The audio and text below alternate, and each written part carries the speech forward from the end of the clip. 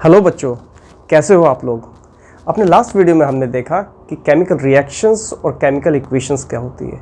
हमने जाना chemical reactions the rearrangement of atoms होता है और केमिकल इक्वेशंस उनको सिंबॉलिक रिप्रेजेंटेशन करने का तरीका होता है केमिकल रिएक्शंस का। तो आज हम करने जा रहे हैं टाइप्स ऑफ रिएक्शंस। अपने इस चैप्टर में chemical reactions and chemical equations chapter का नेक्स्ट टॉपिक हमारा है टाइप्स ऑफ रिएक्शंस। हम कुछ आगे उसके बारे में पढ़ेंगे, रिएक्शंस के बारे में। टाइप्स ऑफ रिएक्शंस में हम देखते हैं कि किस किस टाइप की रिएक्शंस जनरली हम लोग ऑब्जर्व करते हैं।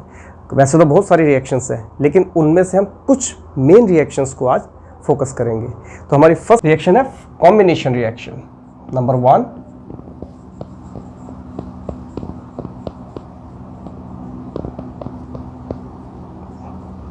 Combination reaction.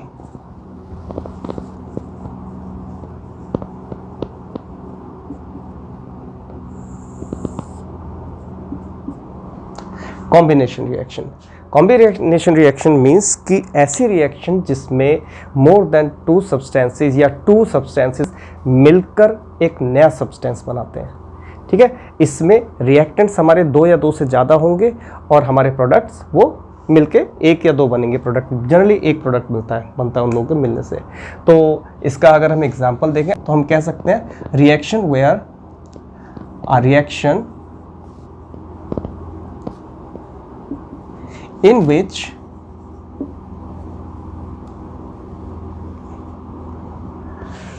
two or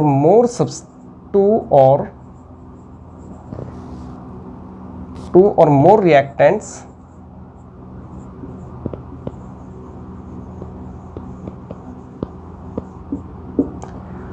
combine to form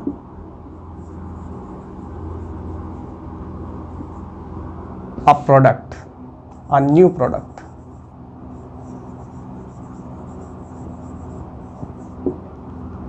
ठीक है, एक ऐसी इक्वेशन, ऐसी केमिकल रिएक्शन जिसमें दो या दो से ज़्यादा सब्सटेंसेस मिलकर एक नया सब्सटेंस बना रहे हैं। इसका अगर हम एग्जांपल देखें तो कैल्शियम ऑक्साइड, इसको हम कहते हैं क्विक लाइम, और साथ में H2O, दोनों जब मिक्स होते हैं तो मिलने के बाद बनाते हैं वो स्लेक्ड लाइम। और एग्जांपल इसका है CaO plus H2O gives CaOH2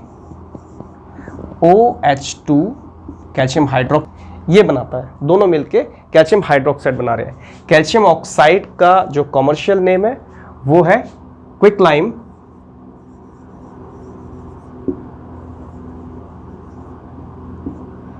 ये बहुत इंपॉर्टेंट है, याद रखने वाली चीज़ है, क्योंकि जनरली एमसीक्यूज में ये क्वेश्चन पूछ लिया जाता है कैल्शियम ऑक्साइड का कमर्शियल नेम क्या है। और इसी तरीके से कैल्शियम हाइड्रोक्साइड, इसका कमर्शियल नेम है slaked lime.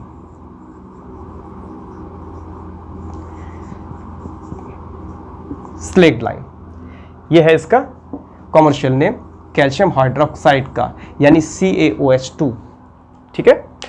The second reaction is decomposition reaction. Decomposition reaction just opposite to combination reaction. In the decomposition reaction, one substance is decomposed into two or more substances. तो हम इसके बारे में लिखेंगे number 2,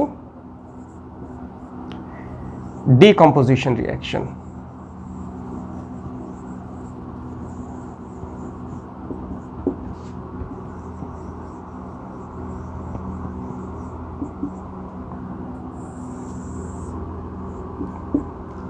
decomposition reaction. तो decomposition reaction के बारे में मैंने बताया कि इसमें एक सब्सटेंस दो या दो से ज़्यादा सब्सटेंसेस में डिकम्पोज हो जाता है। तो हम इसके बारे में लिख सकते हैं अ रिएक्शन इन विच, मैं डायरेक्ट लिख देता हूँ यहाँ पर, one substance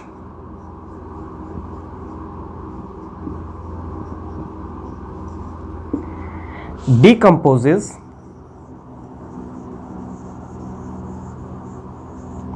into two or more substances, two or more substances कह सकते हैं या प्रोडक्ट्स भी बोल सकते हैं। प्रोडक्ट्स में इसका एग्जाम्पल अगर हम देखें तो डिकम्पोजिशन रिएक्शन में हमारे पास एग्जाम्पल्स तो कई सारे हैं। अगर एक एग्जाम्पल हम इसका नॉर्मल देखें तो हम कह सकते हैं CaCO3, इसको अगर हम हीट करते हैं, कैल्शियम कार्बोनेट को अगर जनरली हम हीट करते हैं तो बनता है इससे CaO plus CO2। Calcium carbonate, इसके एग्जाम्पल्स हैं मार्बल, एग शेल्स वगैरह, जनरली ये सब के सब इसके एग्जाम्पल्स हैं कैल्शियम कार्बोनेट के। इसको जब हम हीट करते हैं तो कैल्शियम ऑक्साइड यानी कि दोबारा से क्विकलाइम में और calcium carbon dioxide gas release होती है, इस फॉर्म में कन्वर्ट हो जाता है। तो ये थी हमारी डीकम्पोजिशन रिएक्शन। अब डीकम्पोजिशन रिएक्शन जो होती है वो फर्दर 3 टाइप की या 4 टाइप की डीकम्पोजिशन रिएक्शंस होती हैं। तो मेन कौन कौन डीकम्पोजिशन रिएक्शंस होती हैं वो हम चेक करेंगे, यानी कि सेकंड जो हमारी रिएक्शन है इसके डिफरेंट टाइप्स कौन सी है, बीच में ये भी देख लेते हैं। तो अब हम देखते हैं कि डीकम्पोजिशन रिएक्शंस के डिफरेंट टाइप्स कौन सी होती है। तो डीकम्पोजिशन में सबसे पहले हम कहते हैं थर्मल डीकम्पोजिशन। तो हमारी सेकंड चल रही थी decomposition.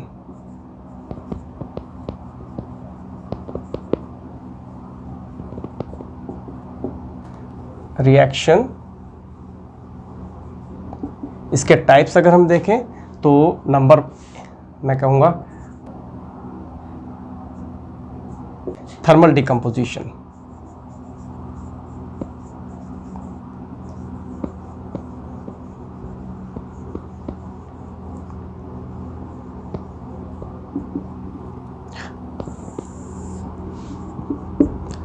Thermal decomposition reaction, thermal decomposition reaction का मतलब है कि अगर किसी रिएक्शन में कोई एक सब्सटेंस हीट करने पर अपने प्रोडक्ट्स में डिवाइड होता है या डीकम्पोज होता है तो उसे हम कहेंगे थर्मल डीकम्पोजिशन। थर्मल का मतलब ही है कि चीज़ को, किसी चीज़ को गर्म करना। तो यहाँ पर हम कहेंगे when a substance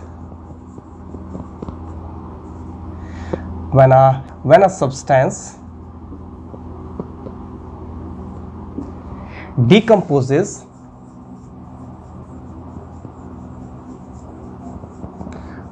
to its components, जिनसे मिलके बना है वो होते हैं उसके components, decomposes to its components on heating,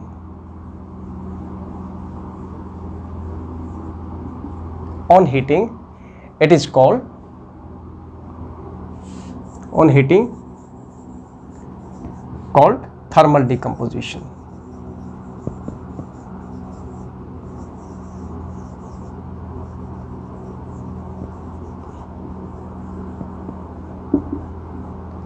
thermal decomposition, thermal decomposition का मैं एग्जांपल अभी पहले देख चुका हूं आपको। इसका एग्जांपल वही है जो अभी दिया था, CaCO3, इसको जब हमने हीट किया था तो बना था CaO प्लस CO2। इसके बाद आती है हमारी नेक्स्ट एग्जांपल, इसका आता है फोटो डीकम्पोजिशन नंबर 2 यानी कि 2.2।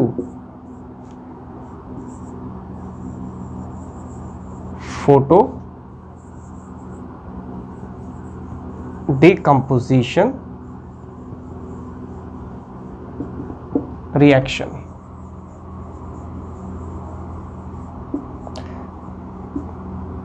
फोटो डीकम्पोजिशन रिएक्शन का मतलब है कि ऐसी रिएक्शन जिस रिएक्शन में हमारा एक सब्सटेंस अपने कंपोनेंट्स में डिवाइड तो हो रहा है लेकिन इसमें हीट नहीं बल्कि लाइट यूज़ होती हो, क्योंकि जो लाइट है इसी को ही फोटो वर्ड उसी के लिए यूज़ किया जाता है।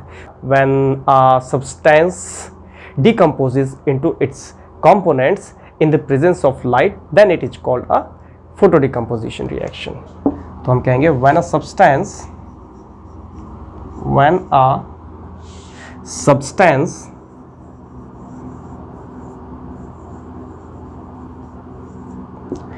decomposes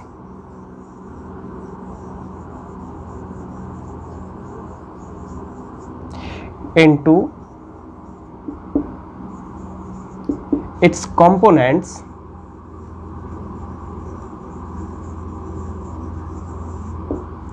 into its components in the presence of sunlight, या in the presence of light, in the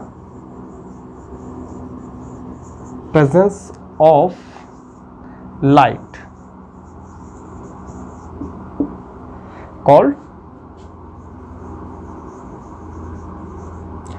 photo decomposition, photo decomposition reaction. ये आप समझ सकते हैं।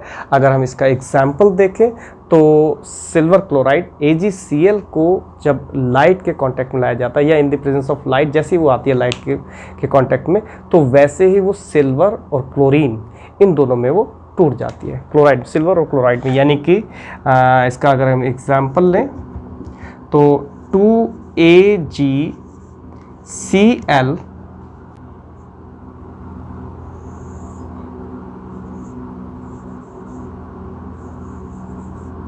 sunlight, when come in contact with sunlight, decomposes into 2Ag plus Cl2, ठीक है, silver और chloride दोनों में टूट जाती है। ये हमारा फर्स्ट एग्जांपल था। सेकंड एग्जांपल इसका बिल्कुल सेम ऐसे ही है, silver bromide Ag2AgBr in the presence of sunlight,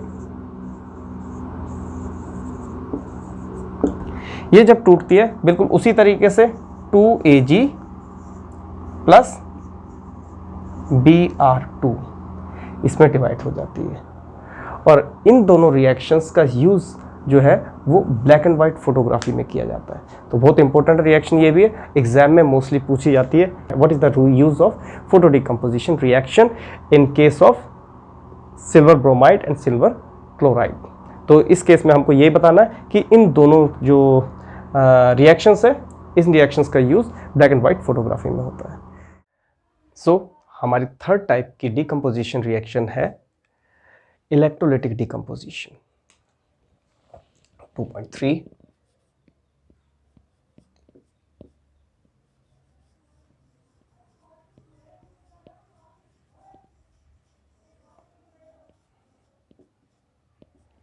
electrolytic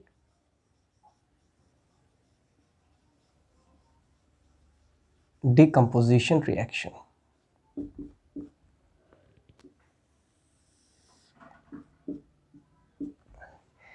electrolytic decomposition reaction means किसी भी रिएक्टेंट का उसके कॉन्स्टिट्यूएंट्स में टूट जाना when we supply electricity through it. बिजली सप्लाई करेंगे हम इलेक्ट्रिसिटी उसमें से, किसी भी रिएक्टेंट में से, और वो अपने कॉन्स्टिट्यूएंट्स में टूट जाएगा जिन चीज़ों से वो मिलकर बना है। ठीक है, तो इसको लिखते हैं इसके बारे में। It is the decomposition of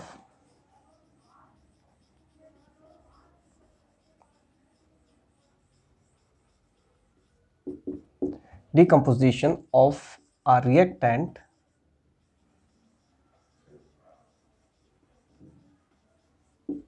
या सब्सटेंस कह सकते हैं, ऑफ अ रिएक्टेंट, क्योंकि अकेले ही है तो हम सब्सटेंस ही बोल सकते थे यहाँ पे। Decomposition of reactant into its components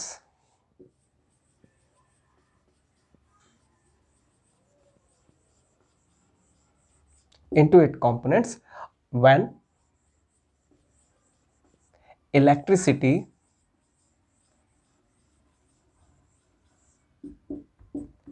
is passed through it, is passed through it।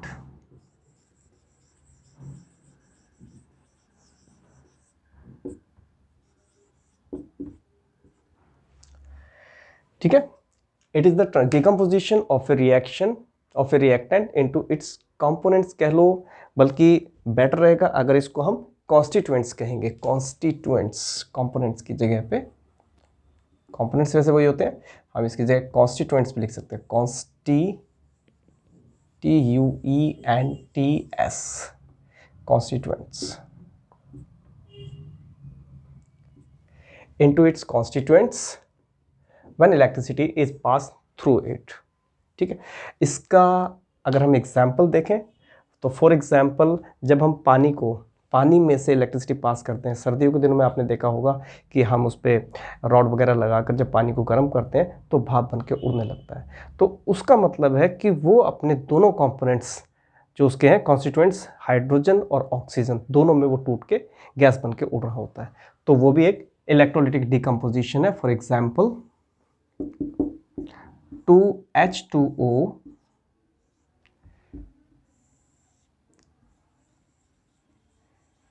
Electricity हमने सप्लाई की, इसमें इलेक्ट्रिसिटी पास की इसमें से और आया पहले 2H2 प्लस O2। ये इसका एग्जाम्पल है इलेक्ट्रिसिटी पास करके। तो ये था हमारा इलेक्ट्रोलिटिक डिकम्पोजिशन, ठीक है। नेक्स्ट रिएक्शन है डिस्प्लेसमेंट रिएक्शन। ऐसी रिएक्शन जिस रिएक्शन में एक सब्सटेंस दूसरे सब्सटेंस को उसके सॉल्यूशन से डिस्प्लेस कर रहा है और उसकी जगह खुद ऐड हो जाता है। ज़्यादातर ये रिएक्शंस, ये मेनली रिएक्शंस ये मेटल्स के केस में होती है। आगे चल के एक मेटल है, नॉन मेटल्स नाम का चैप्टर आएगा जिसमें आप रिएक्टिविटी सीरीज़ के बारे में पढ़ेंगे। रिएक्टिविटी सीरीज़ में आपको बताया जाएगा कौन सी मेटल्स हाईली रिएक्टिव है, कौन सी उससे कम है, कौन सी कम है। एक सीक्वेंस होगा, प्रॉपर सीरीज़ होगी ऊपर से लेकर नीचे तक मेटल्स की। तो उनमें जो स्ट्रांगली मेटल, जो हमारी हाईली रिएक्टिव मेटल्स हैं, वो यानी कि उस सीरीज़ में हम ऊपर सबसे ऊपर रखते हैं मोर रिएक्टिव मेटल, फिर उससे कम, फिर उससे कम, फिर उससे कम। तो जनरली जब भी हम रिएक्ट करेंगे, दो मेटल्स को रिएक्ट करेंगे, तो जो उस सीरीज़ में ऊपर मेटल होगी वो अपने से नीचे वाली मेटल को उसके सॉल्यूशन से डिस्प्लेस कर देगी। तो इसको हम रिएक्शन को कहते हैं डिस्प्लेसमेंट रिएक्शन। हमारा थर्ड है डिस्प्लेसमेंट रिएक्शन। बहुत इंपॉर्टेंट रिएक्शन है ये, डिस्प्लेसमेंट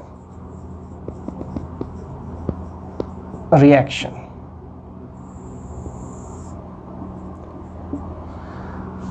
गर्मी काफ़ी है, गर्मी के कारण पंखा बंद करना पड़ रहा है ताकि आवाज़ ना हो, इसीलिए। चलिए, डिस्प्लेसमेंट रिएक्शन। डिस्प्लेसमेंट रिएक्शन में मैंने बताया कि when a more reactive metal, when a more reactive metal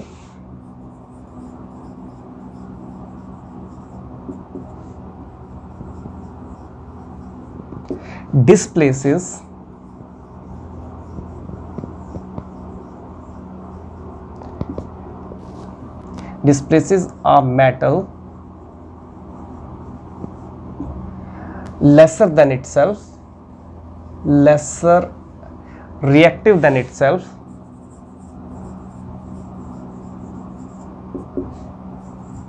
then lesser reactive than itself,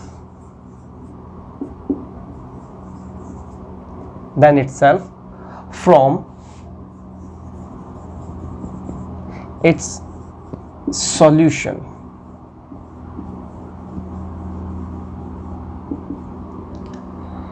Is called displacement reaction.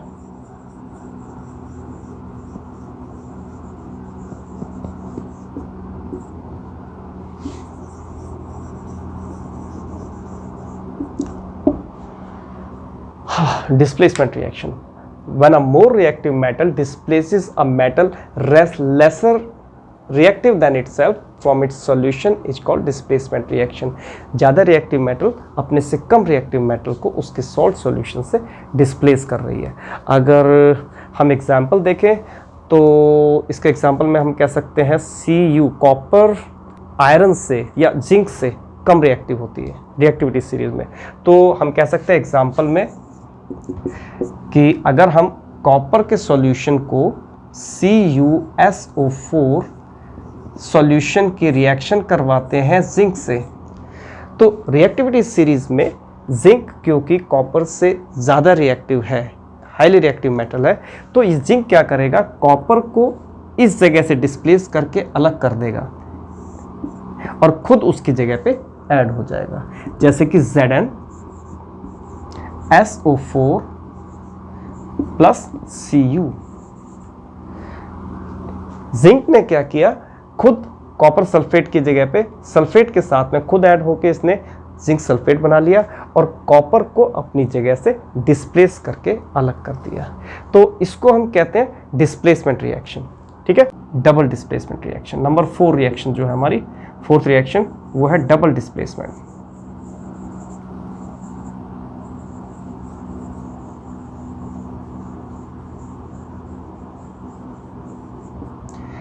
Double displacement reaction.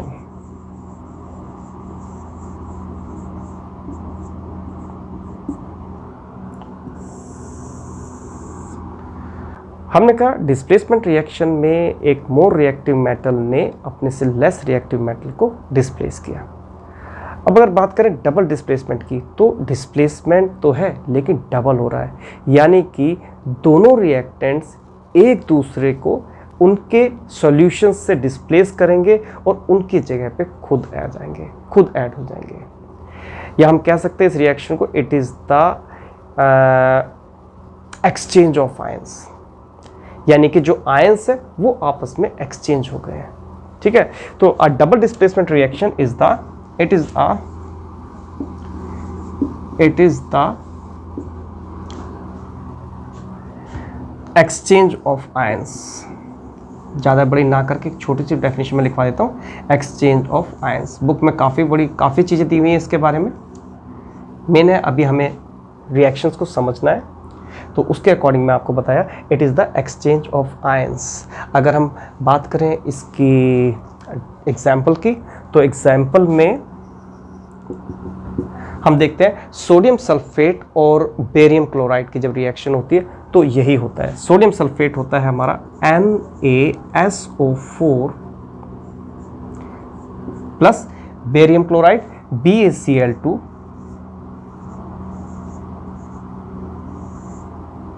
Gives, दोनों क्या होगा, देखिए सोडियम जो है वो जाके जाके क्लोरीन के साथ में जुड़ जाएगा, यानी कि इसको इससे डिस्प्लेस किया और ये जाके बेरियम जाके सल्फेट के साथ में ऐड हो जाएगा।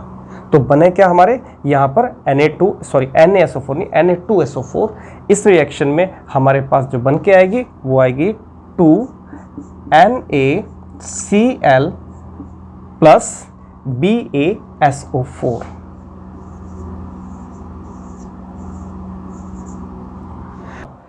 NaCl प्लस BaSO4, ये एक प्रेसिपिटेशन रिएक्शन है। ये वाइट कलर का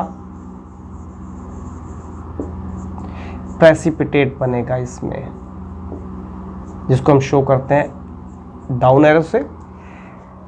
प्रेसिपिटेट के बारे में मैं एक नेक्स्ट शॉर्ट वीडियो डालूंगा जल्दी, उसमें मैं बताऊंगा प्रेसिपिटेट या प्रेसिपिटेशंस होता क्या है, उसके बारे में पढ़ेंगे।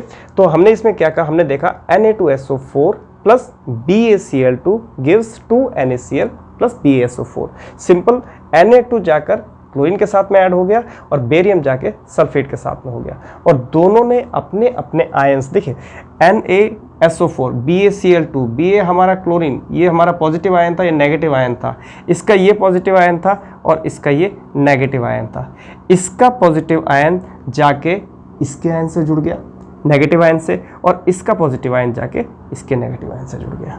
तो इसका मतलब आयंस जो है आपस में एक्सचेंज हो गए हैं, तभी हमने कहा it is the mutual exchange of ions.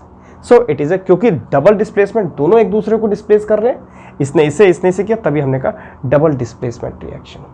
ठीक है, नेक्स्ट आती है फिर डबल डिस्प्लेसमेंट के बाद में हमारी फिफ्थ रिएक्शन आती है रिडॉक्स रिएक्शन।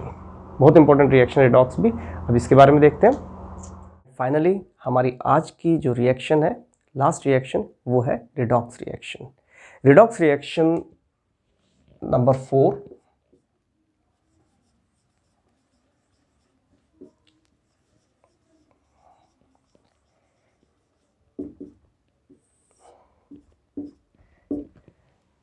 रिडॉक्स रिएक्शन उस रिएक्शन को कहा जाता है जिसमें रिएक्टेंट्स के दोनों रिएक्टेंट्स, जो हमारे दो रिएक्टेंट पार्टिसिपेट कर रहे हैं, उन दोनों रिएक्टेंट्स में से एक का ऑक्सीडेशन हो रहा है और एक का रिडक्शन हो रहा है। ऑक्सीडेशन और रिडक्शन दोनों के बारे में मैं आगे चल के एक नया आपको वीडियो बताऊंगा जिसके अंदर दूंगा, जिसमें सब कुछ उसके बारे में डिटेल में पढ़ेंगे, रिडक्शन और ऑक्सीडेशन के बारे में। तो यहाँ पर मैंने कहा रिडॉक्स रिएक्शन, इसके अगर हम डेफिनेशन देखें तो हम कह सकते हैं a reaction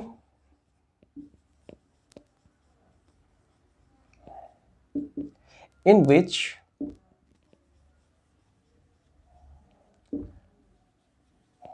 one of the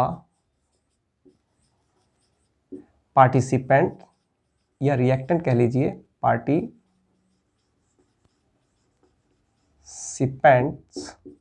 one of the gets oxidized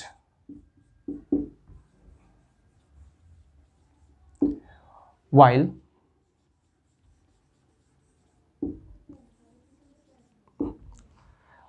the other gets reduced.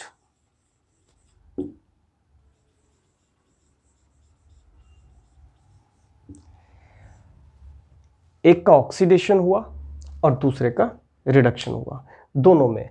अब इसका एग्जाम्पल अगर हम देखें तो एग्जाम्पल CuO यानी copper oxide plus H2 hydrogen on heating produce Cu plus H2O। Copper oxide और हाइड्रोजन जब दोनों हीट किए जाते हैं तो हीट करने पे उनमें कॉपर और वाटर बनते हैं। अब इसमें देखिए, मैंने कहा एक का रिडक्शन होना है, ये दोनों हमारे पार्टिसिपेंट हैं, यानी कि दोनों हमारे रिएक्टेंट्स हैं। इन दोनों में से एक का ऑक्सीडेशन होगा और एक का रिडक्शन होगा। पहले हम देखते हैं कि ऑक्सीडेशन क्या होता है। ऑक्सीडेशन का मतलब है कि रिएक्शन के बाद किसी भी पार्टिसिपेंट में अगर ऑक्सीजन ऐड हो रही है तो उसे हम कहेंगे कि उसका ऑक्सीडेशन हो रहा है, और अगर उसमें से ऑक्सीजन हट रही है तो उसे हम कहेंगे रिडक्शन। तो यहाँ पर हम देखते हैं इस रिएक्शन में जो हमारी हाइड्रोजन थी, हम देखते हैं ऑक्सीजन ऐड हुई है। जब रिएक्शन हुई तो ऑक्सीजन ऐड हुई है, और जिसके साथ ऐड हुई है तो हम कहेंगे it is the oxidation, oxidation of H2। ठीक है। सेकेंड, हम देखते हैं कि जो हमारा कॉपर ऑक्साइड है इसमें से ऑक्सीजन निकल गई है, इसमें से ऑक्सीजन हट गई है। तो जब हटती है ऑक्सीजन तो उसको हम कहते हैं रिडक्शन।